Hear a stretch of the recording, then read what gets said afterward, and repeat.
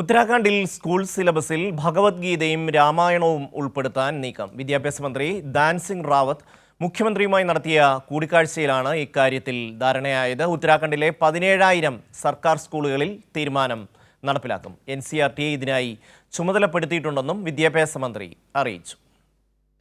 देखिए, सबसे पहले तो मैं देश के यशस्वी प्रधानमंत्री जी का धन्यवाद देना चाहता हूं कि उन्होंने नई शिक्षा नीति पूरे देश में लागू की है और नई जो शिक्षा नीति है हमारे देश में, उसमें भारतीय ज्ञान परंपरा आधारित जितने भी सब्जेक्ट हैं वो बच्चों को पढ़ाए जाएंगे। और अभी मुख्यमंत्री जी और हम लोग शिक्षा विभाग के हम लोगों ने बैठक की थी, उसमें हमने तय किया कि हमारे जो लगभग 17,000 सरकारी स्कूलें हैं वहाँ हमने अभी एक हमारी विरासत किताब निकाल ली है, वो भी बच्चे पढ़ेंगे।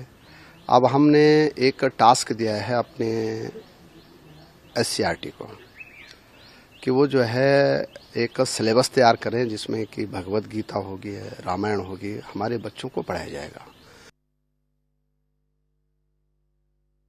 സ്വാതി ചേരുകയാണ്. സ്വാതി, രാമായണവും മഹാഭാരതവുമായി ബന്ധപ്പെട്ടതൊക്കെ സ്കൂൾ ക്ലാസ്സുകളിൽ നമ്മളടക്കം എല്ലാവരും പഠിച്ചിട്ടുള്ളതാണ്. ഇതിൻ്റെ പല കഥകളും പുസ്തകങ്ങളിൽ ഉൾപ്പെടുത്തിയിട്ടുള്ളതുമാണ്. ഇവിടെ ഇപ്പോൾ എന്താണ് പ്രത്യേകമായി ഇവരെടുക്കുന്ന തീരുമാനം? എന്താണത്? ഷമി, ഇപ്പോൾ ഉത്തരാഖണ്ഡിലെ സ്കൂൾ സിലബസിൽ പ്രത്യേകിച്ചും NCERT പുസ്തകങ്ങളിൽ ഇത്തരത്തിൽ രാമായണവും ഭഗവത്ഗീതയും ഉൾപ്പെടെയുള്ള കാര്യങ്ങൾ പഠിപ്പിക്കുവാനുള്ള തീരുമാനത്തിലേക്കാണ് ഉത്തരാഖണ്ഡ് സർക്കാർ എത്തിയിട്ടുള്ളത്. കഴിഞ്ഞ ദിവസം വിദ്യാഭ്യാസ മന്ത്രി അവിടുത്തെ മുഖ്യമന്ത്രിയുമായി നടത്തിയിട്ടുള്ള കൂടിക്കാഴ്ചയിലാണ് ഇത് സംബന്ധിച്ച തീരുമാനമായത്. ഇപ്പോൾ വിദ്യാഭ്യാസ മന്ത്രി ധാൻ സിംഗ് റാവത്ത് തന്നെ ഇത് സംബന്ധിച്ച പ്രതികരണം നടത്തിയിട്ടുണ്ട്. സർക്കാർ സ്കൂളുകളിൽ, അതായത് സംസ്ഥാനത്തെ ഏകദേശം 17,000-ഓളം വരുന്ന സർക്കാർ സ്കൂളുകളിലെയും പാഠപുസ്തകങ്ങളിലെ സിലബസിലേക്ക് ഇത് കൊണ്ടുവരും എന്നുള്ളതാണ് അദ്ദേഹം പറയുന്നത്. ഇത് വിദ്യാർത്ഥികളിൽ ആത്മീയത ഉണ്ടാക്കും, നാടിന്റെ സംസ്കാരമൊക്കെയും പഠിപ്പിക്കുവാൻ വേണ്ടിയാണ് ഇത്തരത്തിലൊരു തീരുമാനം കൈക്കൊണ്ടത് എന്നുള്ളതാണ് ഇദ്ദേഹം ഉയർത്തുന്ന വാദം. അതോടൊപ്പം തന്നെ ഈ NCERTയെ ഇത് സംബന്ധിച്ച് ചുമതലപ്പെടുത്തിയിട്ടുണ്ട് എന്നും അദ്ദേഹം കൂട്ടിച്ചേർക്കുന്നുണ്ട്.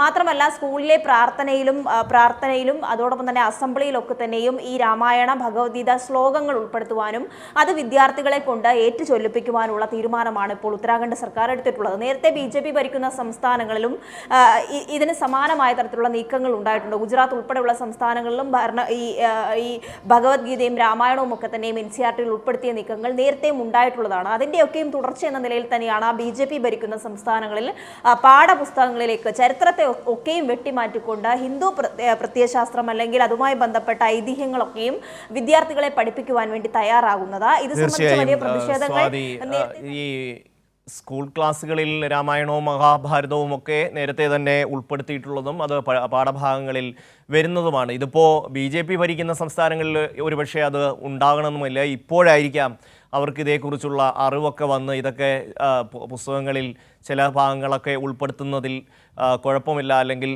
തെറ്റില്ല എന്ന ബോധ്യത്തിലേക്ക് വന്നിട്ടുള്ളത്. അതല്ലെങ്കിൽ അവരുടെ കാവ്യവൽക്കരണത്തിൻ്റെ ഭാഗമായി ഇതിന് മറ്റൊരു നിറം നൽകി ഇത് ഏതാണ്ട് ഹൈന്ദവതയുടെ ഭാഗമാണ്, ഹിന്ദുത്വത്തിൻ്റെ ഭാഗമാണ് എന്ന് വ്യാഖ്യാനിച്ചുകൊണ്ട് പാഠപുസ്തകങ്ങളിലേക്ക് ഉൾപ്പെടുത്തി പുതിയൊരു രാഷ്ട്രീയ നേട്ടം അല്ലെങ്കിൽ ഒരു തെരഞ്ഞെടുപ്പ് നേട്ടം ഒക്കെ ലാക്കാക്കി നടത്തുന്ന ഒരു നീക്കമായി അതിനെ കാണേണ്ടി വരും.